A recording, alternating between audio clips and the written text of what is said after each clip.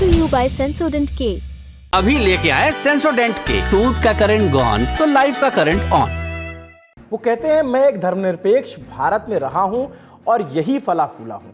मैं चाहता हूं कि जब मेरा समय आए तो मैं एक धर्मनिरपेक्ष भारत में ही अंतिम सांस लूं। ये बात एक वकील की कही हुई है, जो वकील सरकार की तरफ से मुकदमे लड़ते थे, लेकिन जब उसी सरकार ने गलत फैसला लिया तो अपना इस्तीफा सरकार की मेज पर पटक दिया। वकील जिन्होंने एक धर्म विशेष के लोगों के साथ गलत होता देख केस को छोड़ दिया, वो केस जो उनके लिए बेहद अहम था।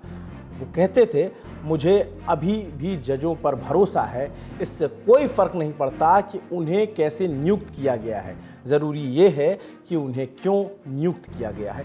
बड़ी मार्के की बात है, 21 फरवरी की सुबह ये मार्के की बात करने वाले वकील, न्यायविद और भारत के पूर्व अतिरिक्त सॉलिसिटर जनरल फली एस नरीमन की देह बीत गई। वो 95 बरस के थे। भारतीय कानून के इतिहास के भीष्म पितामह उन्हें कहा जाता था। ललन टॉप की तरफ से विनम्र श्रद्धांजलि। हो सकता है आज के बहुत सारे लोग इस नाम से वाकिफ ना हो, लेकिन फली एस नरीमन की शख्सियत वटवृक्ष सरीखी है।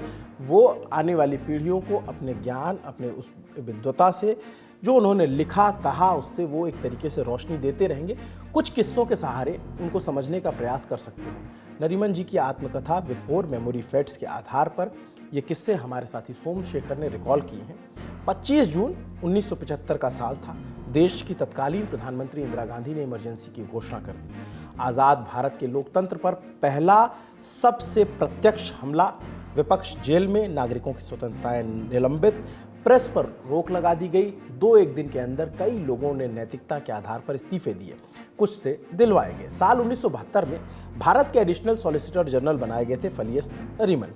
उनका काम तो था कि बतौर एक कानून अधिकारी वो सरकार को सलाह दें और अदालत में सरकार का पक्ष रखें। मगर इमरजेंसी घोषणा के ठीक एक दिन बाद उन्होंने कानून मंत्री HR गोखले को फ़ोन किया और अपना पक्ष रखा। फ़ोन रखते ही दिल्ली के लिए एक चिट्ठी लिखी, एक लाइन में इस्तीफा टाइप किया। इंदिरा सरकार के दूसरे सबसे बड़े वकील ने इसी सरकार के फैसले पर असहमति जताते हुए इस्तीफा दे मारा। ऐसी शख्सियत थी फली एस नरीमन की। उनके बारे में हमने विस्तार से एक स्टोरी लिखी है, जिसका लिंक आपको डिस्क्रिप्शन में मिल जाएगा। लेकिन आपको उनके बारे में और जानना चाहिए। कुछ जो विद्वान जिन्होंने उन्हें जाना, समझा, करीब से देखा, उनकी जुबानी सुनिए। लास्ट ईयर ऑफ जजशिप में उनका लॉ क्लर्क था। ड्यूरिंग दैट टाइम मैं फली नरीमन साहब के पास एक बार गया था, उनके घर पे। मुझे उनके ऑटोबायोग्राफी बिफोर मेमोरी फेड्स पे उनका ऑटोग्राफ चाहिए था। तो रोहिंटन साहब के वाइफ जो सनाया मैडम है, उन्होंने बोला था एक दिन जाओ फली साहब के पास और लंच पे मिलो और उनसे बात करो और अपना ऑटोग्राफ ले लो, उनको बहुत पसंद है यंग लॉयर्स, स्पेशली हुआ Parsis. I am a Parsi myself. तो उन्होंने बोला ठीक है, उनको मिल लो। तो पहली बात, हमारी पहली मुलाकात तब हुई थी 2021 में। और मैं एक बार गया था क्योंकि मैं जस्ट ग्रेजुएट हुआ था कॉलेज से और मेरा फर्स्ट ईयर था आफ्टर ग्रेजुएशन। और फली नरीमन साहब इतने बड़े फिगर, मैं तो काफी डर गया था वो दिन। और तब लंच पे और भी लोग थे, तो मैं थोड़ा डर गया। मैं समझ में नहीं आया क्या बात करूं, कैसे बोलूं। मैं तो ऐसे फैन बॉय की तरह गया था। तो वो इतने स्वीटली बेचारे बुलाए, कम कम प्लीज सिट। और मुझे, इतने लोग थे, शायद 5 या 6 लोग थे, और मुझे बुलाकर बोले नहीं, मेरे बाजू में बैठ के मेरे साथ बात करो। तो हम लोग जब लंच कर रहे थे वो दिन, उन्होंने काफी पूछा मेरे बारे में, मेरे परिवार के बारे में पूछा। फिर मैंने लॉ क्यों लिया, हम, मैं कहाँ से आता हूँ, क्या करता हूँ।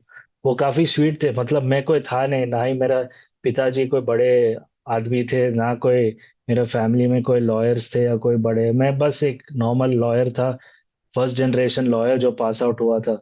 और उन्होंने कभी कुछ देखा नहीं, उन्हें बस पसंद आया, मुझे बहुत पसंद आया उनसे बातचीत करने में। और फिर उन्होंने बोला ठीक है, कम अगेन।